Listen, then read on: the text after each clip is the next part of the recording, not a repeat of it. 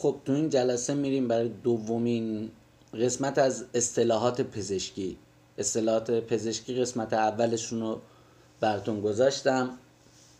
اصطلاحات خوبی بود، مثل حالت تهوع، اسهال، دلدرد، نفس تنگی، اینجور چیزا. تو قسمت دومم اصطلاحات دیگه ای داریم، مثل کهیر و میخچه و اشتها و اینجور چیزا. شروع میکنیم. میگه که من کهیر، مثلا میخوای بگی بدنم کهیر زده، من کهیر دارم. Ich habe Hautausschlag. Ich habe Hautausschlag. Hautausschlag با هم دیگه نوشته میشه.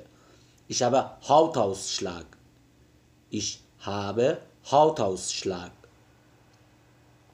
من فشار خون بالایی دارم.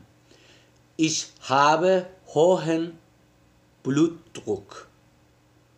Ich habe hohen Blutdruck. Ich habe hohen Blutdruck. من فشار خون بالایی دارم.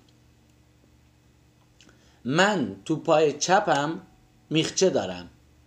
من تو پای چپم میخچه دارم. Ich habe Hornhaut am rechten Fuß. Ich habe Hornhaut am rechten Fuß. من تو پای چپم میخچه دارم.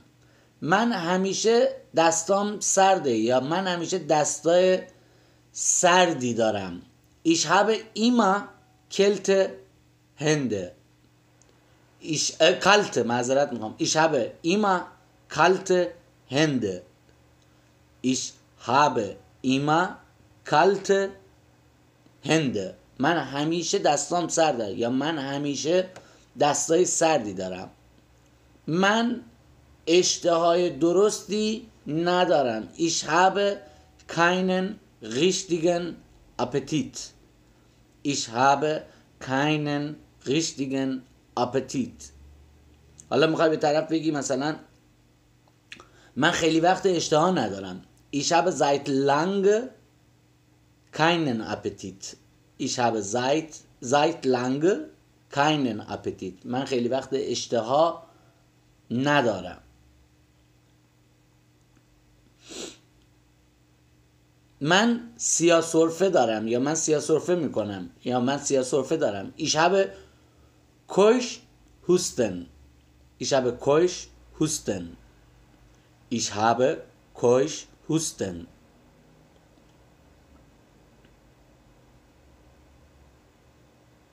من گرفتگی عضلات دارم.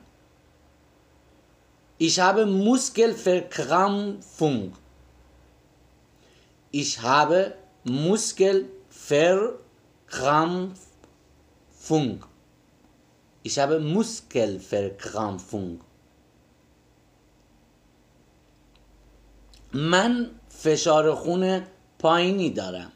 Ich habe niedrigen Blutdruck. Ich habe niedrigen Blutdruck.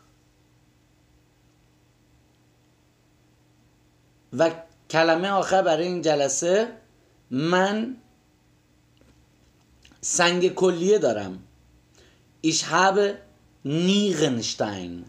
Ich habe Nierenstein. خب امیدوارم اینا رو با من تکرار کنید. یکم شاید بعضیاش تلفظش سخت باشه، ولی با تکرار کردن درست میشه و مطمئن باشید تمرین کنید بهتر میشید و بهتر و بهتر میشید. تا جلسه بعدی، خدا نگهدار.